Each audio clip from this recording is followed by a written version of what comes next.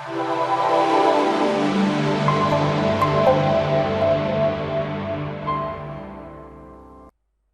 going to go through a project setup with the new firmware version 6.5.1.6725. Got a little bit of different interface, which allows us to go back and forth from on-site registration to standard scanning. We're going to be using standard scanning today. To start, click Manage, Projects and Clusters. Make sure the default project is highlighted. Duplicate the default project. Click on Copy of Default Project. Go to Project Name and give your project a name. I use the year, month, day, military time, and my initials, as well as any other descriptor, all separated by underscores. Next, go to the file base name. This is the name of each individual scan. Scene will automatically assign a number to each scan.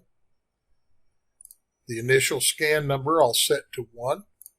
So every time I press the scan button, it will get the same name as the project with the number 001 followed by 002, 003, etc. Tap Home in the upper right corner.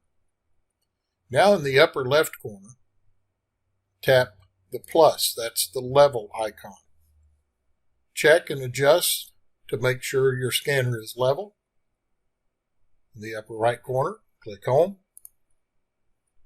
Lower left corner, click Parameters. We're now going to tell the scanner how we want it to scan. Click on Selected Profile. Decide what profile that you want to use. In this case, I'm going to use indoor, less than 10 meters.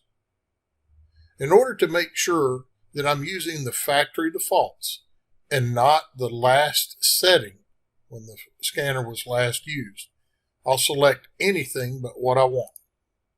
Then I'll go back and select what I want. That will reset this parameter to the defaults.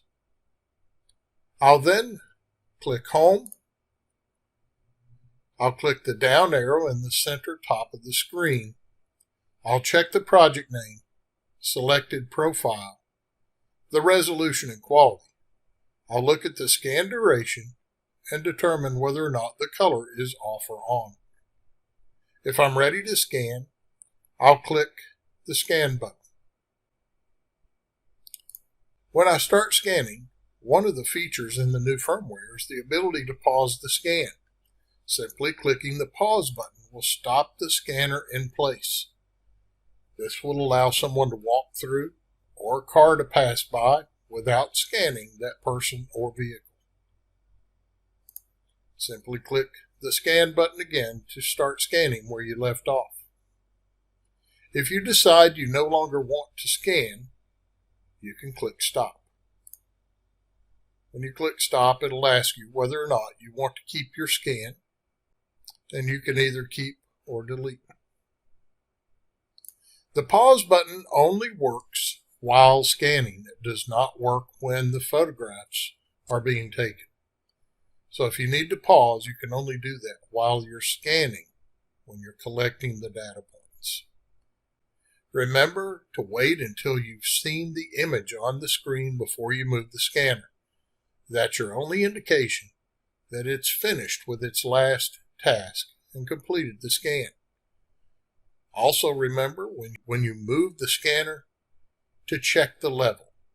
So move, check the level by clicking the plus in the upper left corner.